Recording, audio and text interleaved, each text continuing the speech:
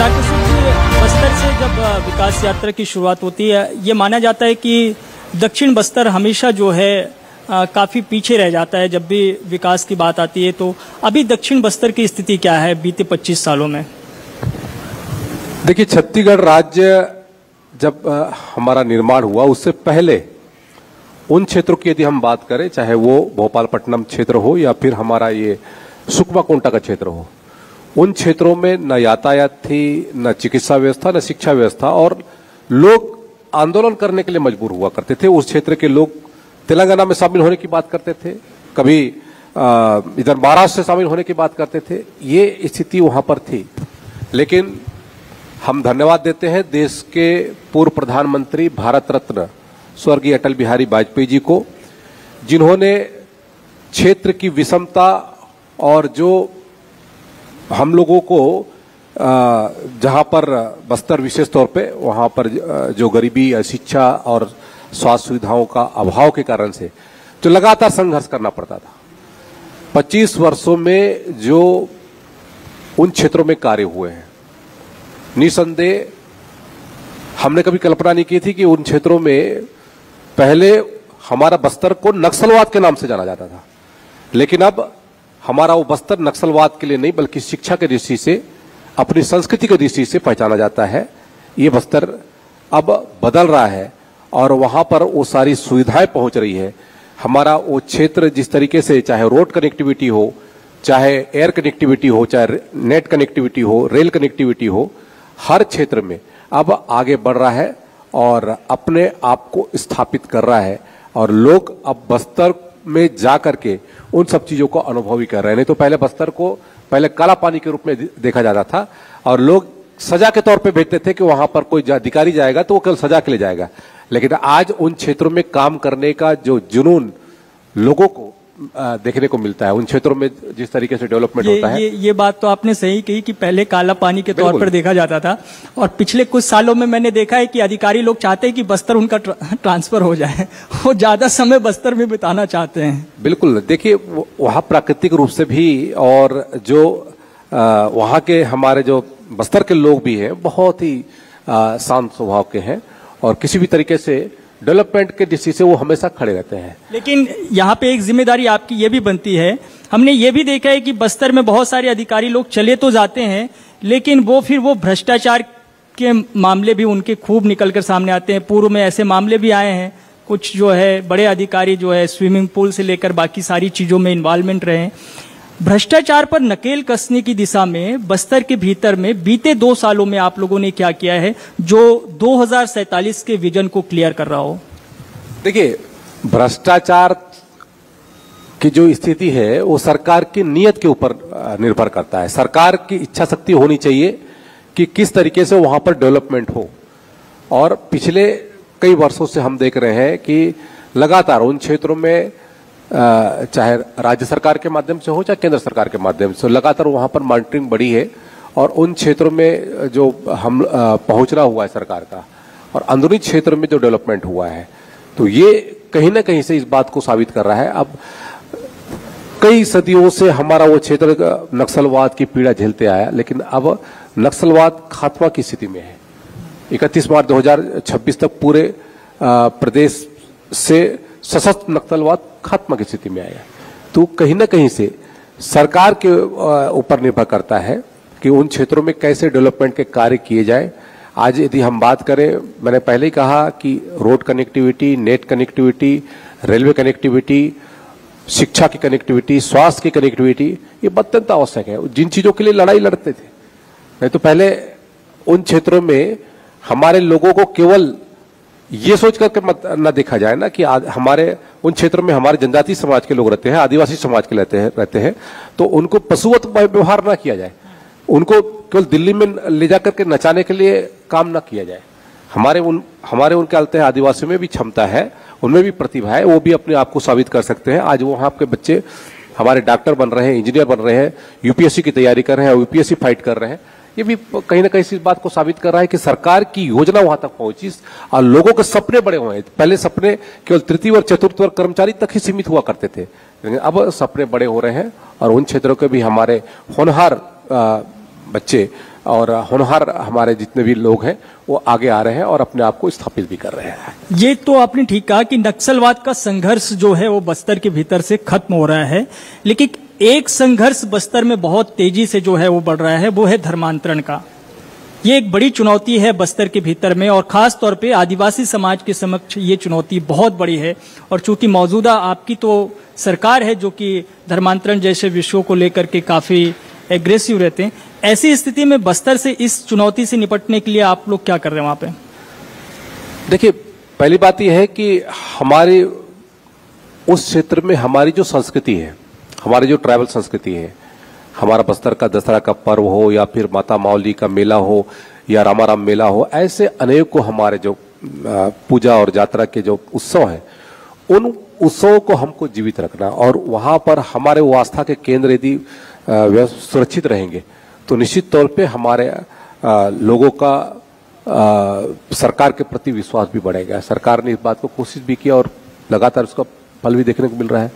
जहां तक अवैध धर्मांतरण का विषय है, पिछली बार की सरकार में जिस तरीके से वहां के कमिश्नर, वहां के एसपी ने अपने पत्र के माध्यम से भी उल्लेख किया कि अवैध धर्मांतरण लगातार बढ़ रहा है, लोक प्रलोभन के माध्यम से हमारे लोगों को बरगलाया जा रहा है और कई जगह पर हिंसा की स्थिति भी निर्मित हुई। मैं जिस क्षेत्र से चुन के आता हूं उस क्षेत्र में वहां के आदिवासी समाज ने रैली निकाली, लेकिन सरकार नहीं जागी। सरकार ने हमारे आदिवासियों को बल्कि अंदर कर दिया।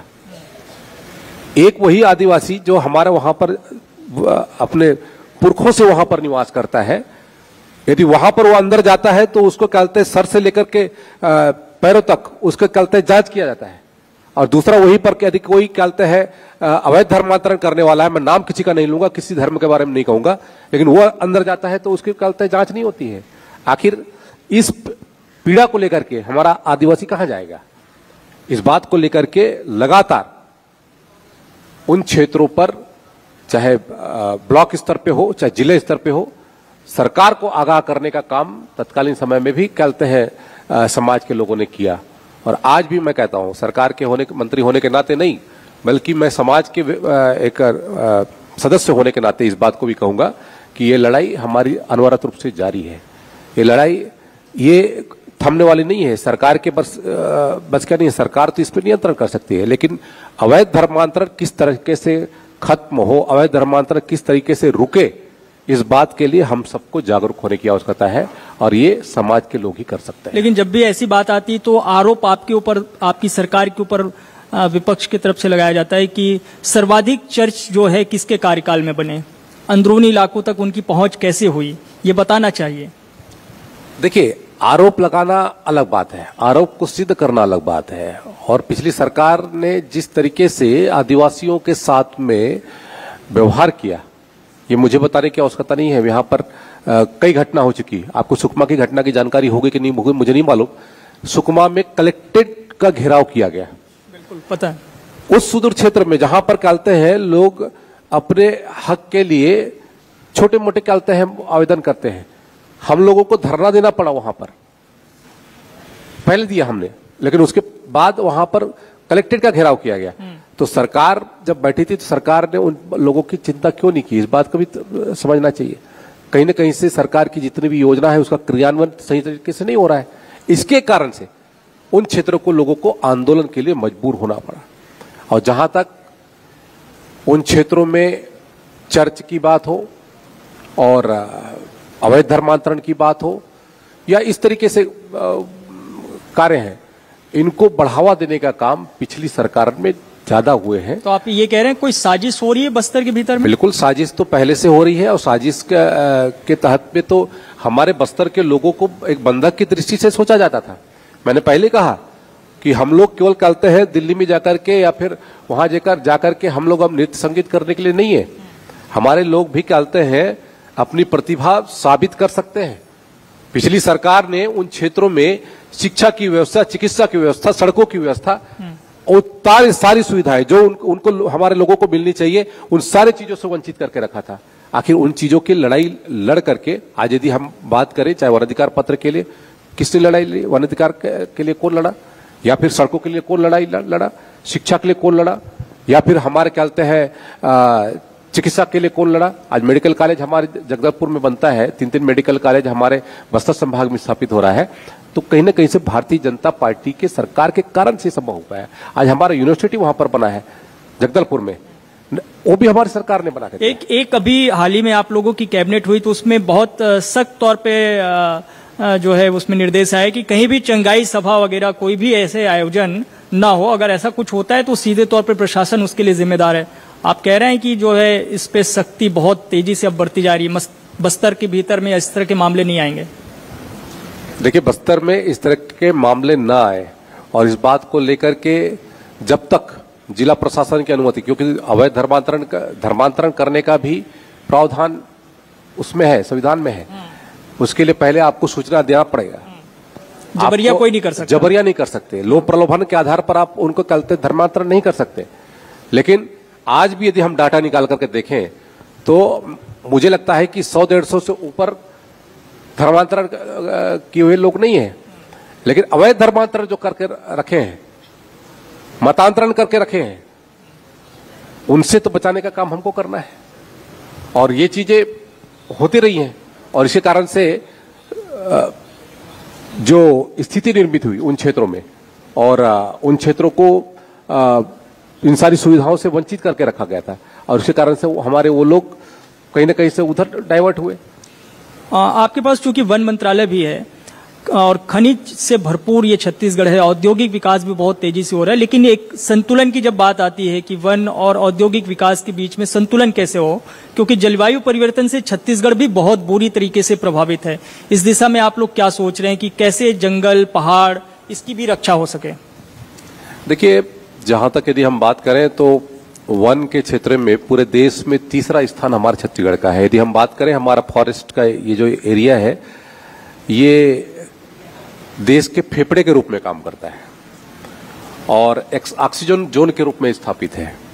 लगभग पिछले समय में 44.10% हमारा फॉरेस्ट एरिया हुआ करता था, लेकिन अब वो बढ़ करके 46% से ऊपर हो चुका है। लगातार चाहे वन का क्षेत्र हो चाहे वनोत्तर क्षेत्र हो, उसमें वृद्धि हुई। सरकार ने किसान वृक्ष मित्र योजना के माध्यम से या फिर एक पेड़ माँ के नाम के योजना के माध्यम से या फिर हमारे जहां पर उद्योग स्थापित हो रहे हैं उनके बदले में जो हमको पेड़ लगाने हैं, उसको लेकर के जो गंभीरता दिखाई और उसके कारण से लगातार इसमें वृद्धि हो रही है। जहां तक औद्योगिक का विषय आपने कहा कि हमारा ये क्षेत्र, क्योंकि चाहे वो कोयले का हो या फिर बॉक्साइट हो, चाहे वो आयरन हो, इसमें बहुत ही समृद्ध है और यदि उनका हम सही तरीके से उपयोग करें तो निश्चित तौर पे हमारे प्रदेश का आर्थिक स्थिति बेहतर होगी, लोगों की आर्थिक स्थिति मजबूत होगी और यदि समुचित तरीके से हम विदोहन करें जंगलों का, और हमने उसके लिए हमने रणनीति बनाई है कि हम किस तरीके से हम उद्योग भी होगा लेकिन जंगल हमारे बढ़े, इस पर हमारे ख्याल से पूरा फोकस है, क्योंकि यह जो हमारा छत्तीसगढ़ है ये दंडकारण्य भूमि के रूप में जाना जाता है। भगवान श्री राम का वनगमन क्षेत्र है और इस क्षेत्र को संरक्षित करके रखना और इस क्षेत्र को संवर्धित करना ये हमारा दायित्व बनता है। एक सवाल ये भी है, सहकारिता को लेकर के छत्तीसगढ़ में काफी काम हुआ है और हमारे यहाँ तो एक बड़ा सहकारी आंदोलन भी छत्तीसगढ़ में चला है। अभी क्या नवाचार हो रहा है? चूंकि आप लोग 2047 का विजन लेकर चल रहे हैं, तो इन 25 सालों की यात्रा को देखते हुए और आगे खास तौर पे मैं चाहूंगा कि आदिवासी समुदाय के लोगों को सहकारिता के क्षेत्र में कैसे लाया जाए और क्या उनको बेहतर जो है योजनाओं उनके लिए हो सकती है, उनको जोड़ा जा सकता है, इस पर आप लोग क्या विचार कर रहे हैं? देखिए, सहकारिता का जो आंदोलन है ये मतलब एक आंदोलन ही है और इस आंदोलन को हमको निचले स्तर तक पहुंचाना है। कहीं ना कहीं से हमारा हर व्यक्ति सहकारिता के क्षेत्र में आया और अपने देश को समृद्ध बनाने में, छत्तीसगढ़ को समृद्ध बनाने में अपनी महत्वपूर्ण भूमिका सुनिश्चित करें। आर्थिक रूप से यदि हम मजबूत होंगे तब जाकर के हमारा छत्तीसगढ़, हमारा देश मजबूत होगा। हमारे यहाँ पर लगभग पूरे सहकारिता के डिस्ट्रिक्ट यदि हम बात करें, अभी 2058 हमारे पैक्स हैं प्राथमिक कृषि सहकारी समिति जो है, अब वो बढ़ करके अभी हम इस वर्ष हम लगभग 532 नए पैक्स हम गठन कर रहे हैं, तो ये संख्या भी बढ़ेगी। उसके साथ साथ हमारे यहाँ पर हमारी सरकार आने के बाद तत्काल जो धान का मूल्य है वो 3100 रुपये हमारे प्रति क्विंटल किया है। धान का उत्पादन भी बढ़ा है, गन्ना भी हमारे यहाँ पर अच्छा होता है। इस तरीके से लगातार सरकार के माध्यम से कृषि पर फोकस है। उसके अलावा भी हमारे जो ट्राइबल क्षेत्र है वहां पर मिलेट्स का उत्पादन है, प्राकृतिक खेती है, जैविक खेती है, इसको कैसे हम बढ़ावा दें, इस पर सरकार का फोकस है। और उसको लेकर के लगातार हम कई जिलों को हमने उस पर चिन्हांकित किया हुआ है और उसके तहत हमारे प्रोडक्ट भी चालू है। हमारे यहाँ पर हमारे आदिवासी समाज को, चाहे वो मछली उत्पादन में हो, चाहे डेयरी के प्रोत्साहन में हो, या फिर अपने इस पे वनोपज पे, क्योंकि वनोपज पर हमारा जीवन आधारित है और वन धन केंद्र हमारे यहाँ पर स्थापित है। और हमारे जितने और भी हमारे नए कहते समूह हमको गठन करना है उन क्षेत्रों में, वो हमको तैयार करना है। हमारे फिशरीज के जो समितियां हैं वो हमको बढ़ाना है। हमारे यहाँ पर दूध का उत्पादन भी हमको बढ़ाना है। उसके लिए हमारी सरकार ने, हमारे माननीय मुख्यमंत्री जी ने अभी गाय बांटने की योजना फिर से प्रारंभ की है, जिसके तहत में 6 जिलों को चयनित किया गया है। बिल्कुल। तो हमारे साथ थे जो है केदार कश्यप, वन सहकारिता परिवहन मंत्री। बहुत सारी बातें जो है वो अधूरी रह गई है, लेकिन फिर मौका मिलेगा तो मैं आपसे वो सवाल भी करूंगा, क्योंकि परिवहन को लेकर के भी छत्तीसगढ़ में काफी कुछ काम हो रहा है। अब तो रजत उत्सव हम लोग मनाने जा रहे हैं। आज हम लोग को आपने समय दिया, इस मौके पर आपका बहुत बहुत धन्यवाद। और मैं चाहूंगा कि हमारा बस्तर, हमारा छत्तीसगढ़ जो है विकास की दिशा में और तेजी से आगे बढ़े, और आप लोग जो लक्ष्य लेकर चल रहे हैं वो आने वाले 3 वर्ष जो बचे हुए हैं आपके कार्यकाल के, वो उस पे वो जरूर पूरा हो।